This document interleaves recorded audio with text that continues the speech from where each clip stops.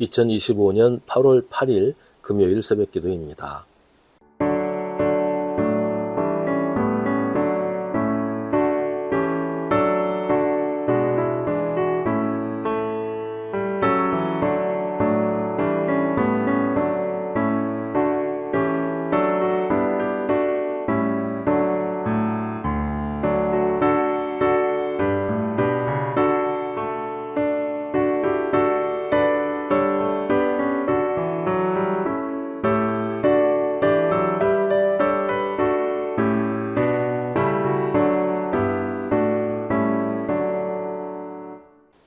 누가복음 10장 17절부터 24절입니다. 72사람이 기쁨에 차서 돌아와 보고하였다. 주님, 주님의 이름을 대면 귀신들까지도 우리에게 복종합니다. 예수께서 그들에게 말씀하셨다. 사탄이 하늘에서 번갯불처럼 떨어지는 것을 내가 보았다. 보아라, 내가 너희에게 뱀과 전갈을 밟고 원수의 모든 세력을 누를 권세를 주었으니 아무것도 너희를 해하지 못할 것이다. 그러나 귀신들이 너희에게 굴복한다고 해서 기뻐하지 말고 너희의 이름이 하늘에 기록된 것을 기뻐하여라. 그때 예수께서 성령으로 기쁨에 차서 이렇게 아뢰었다. 하늘과 땅의 주님이신 아버지, 이 일을 지혜 있는 사람들과 똑똑한 사람들에게는 감추시고 철부지 어린아이들에게는 드러내 주셨으니 감사합니다. 그렇습니다, 아버지. 이것이 아버지의 은혜로우신 뜻입니다. 아버지께서 모든 것을 내게 맡겨주셨습니다. 아버지 밖에는 아들이 누구인지 아는 사람이 없습니다. 또 아들 밖에는, 그리고 아버지를 계시하여 주려고 아들이 택한 사람 밖에는 아버지가 누구인지 아는 사람이 없습니다. 예수께서 제자들에게 돌아서서 따로 말씀하셨다. 너희가 보고 있는 것을 보는 눈은 복이 있다. 내가 너희에게 말한다. 많은 예언자와 왕이 너희가 지금 보고 있는 것을 보고자 하였으나 보지 못하였고 너희가 지금 듣고 있는 것을 듣고자 하였으나 듣지 못하였다. 아멘. 운동 경기를 할 때 승부가 이미 결정난 경기라는 표현을 하는 경우가 있어요. 전력의 차이가 압도적이어서 도저히 이길 수 없는 상대와 경기할 때 그런 표현을 쓰지요. 하지만 실제로는 언더독의 반란 그래가지고 약한 팀이 강한 팀을 이기는 경우도 종종 있지요. 강팀이 방심을 한다든지 그런 이유일 텐데요. 어쨌든 이길 만한 이유가 있으니까 이겼겠지요. 어차피 이제 전력이라고 하는 것이 상대적인 것이기 때문에 언제든지 뒤집어질 수 있습니다. 근데 그 차이가 상대적인 것이 아니라 절대적인 경우에는 이 뒤집힐 수가 없어요. 아무리 열심히 하고 아무리 뭘 잘한다고 해도 그 힘의 격차가 절대적이라면 이길 수가 없습니다. 오늘 말씀이 그런 이야기를 해요. 예수님이 파송하셨던 72명이 사역을 마치고 돌아옵니다. 그들은 기쁨에 차서 돌아와 보고합니다. 주님의 이름으로 귀신들이 복종한다고 합니다. 주님의 이름을 대면이라는 말은 아무나 주님의 이름을 대기만 하면, 주님의 이름을 부르기만 하면 귀신이 복종한다, 그런 말이 아니에요. 주님의 이름에 권능이 있는 것은 주님을 믿는 사람이 그 이름을 선포할 때 그렇습니다. 제자들의 말을 들으신 예수님은 사탄이 하늘에서 번갯불처럼 떨어지는 것을 내가 보았다고 하십니다. 사실은 아직은 아니거든요. 아직은 사탄이 왕성하게 활동하고 있는 중이에요. 사탄이 몰락해서 심판을 받는 것은 한참 뒤에 요한계시록에서 선포하는 것처럼 마지막 때에 이루어질 일입니다. 그런데 왜 예수님은 벌써부터 이렇게 말씀하시는 걸까요?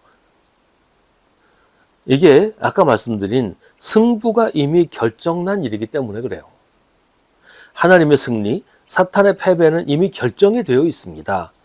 하나님과 사탄의 힘의 차이는 상대적인 것이 아니라 절대적인 것이기 때문에 언더독의 반란 이런 건 일어날 가능성이 없는 거예요. 사탄은 아무리 발버둥 쳐도 이미 패배한 겁니다. 이걸 믿어야 해요. 우리가 사탄의 유혹이나 계략에 넘어가지 않도록 조심해야 하지만 사탄을 겁내거나 무서워할 필요는 없어요. 왜냐하면 사탄은 이미 패배했기 때문입니다. 사탄을 우습게 봐서는 안 되지만 무섭게 봐서도 안 된단 말이에요. 우리가 예수를 믿으면 우리가 선포하는 예수의 이름에 마귀도 복종하지 않을 수 없습니다. 야고보서 4장 7절은 하나님께 복종하고 악마를 물리치십시오. 그리하면 악마는 달아날 것입니다. 라고 말합니다. 이 악마를 물리치라 하는 말은 의미를 잘 살리지 못하는 것 같은데요. 악마와 맞서 싸우라는 뜻이에요. 우리가 악마와 맞서 싸우면 악마가 도망간다는 겁니다. 우리에게는 믿음이 있고 우리에게는 예수님의 이름이 있기 때문입니다. 제자들이 귀신들이 복종하는 것 때문에 기뻐하니까 예수님이 그들에게 중요한 것이 무엇인지를 알려주십니다. 귀신들이 너희에게 굴복한다고 해서 기뻐하지 말고 너희의 이름이 하늘에 기록된 것을 기뻐하여라. 무엇이 본질이고 무엇이 중요한지를 잊어버리지 말라는 겁니다. 성공하고 업적을 세우고 성과를 내고 이것도 중요하지요. 주님의 일을 하는데도 아무 열매도 없고 아무것도 거두지 못하면 그것도 문제예요. 하지만 그보다 먼저 우리가 구원받고 우리가 하나님의 자녀이고 우리가 하나님 나라를 상속받는 사람이 되었다라고 하는 이게 중요한 겁니다. 다른 것은 다 그 다음이에요. 이게 아니면 다른 건 아무 의미가 없어요. 기껏 마귀를 쫓아냈는데 막상 자기는 구원받지 못한다. 그러면 나중에 하나님이 심판하신 다음에 마귀하고 나란히 같이 지옥에서 마주보고 있어야 되지 않겠어요?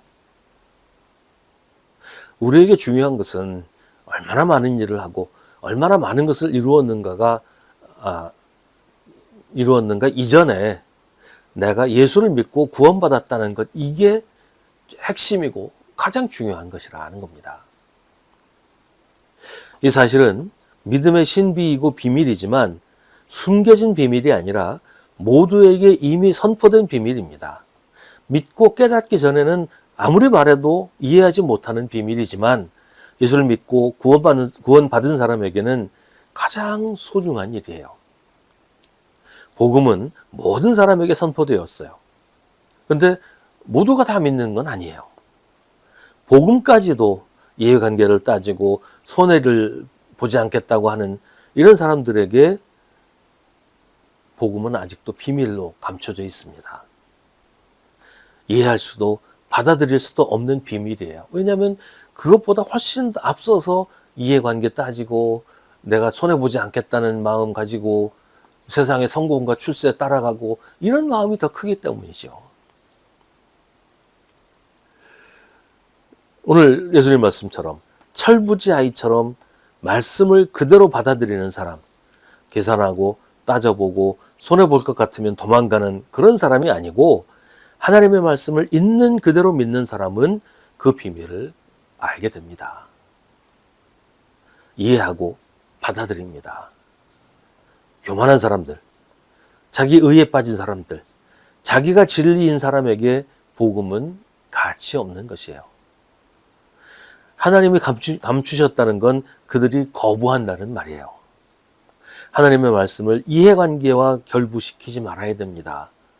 하나님의 말씀을 내 주장, 내 고집, 내 편견 밑에 두려고 하지 말아야 됩니다. 내가 하나님보다 크지 않고 내가 하나님보다 지혜롭지 않습니다. 하나님의 말씀을 그대로 믿고 순종하는 사람이 하나님의 말씀의 신비, 복음의 비밀을 알게 됩니다. 하나님의 사랑과 우리를 향하신 하나님의 놀라운 계획을 깨닫게 됩니다.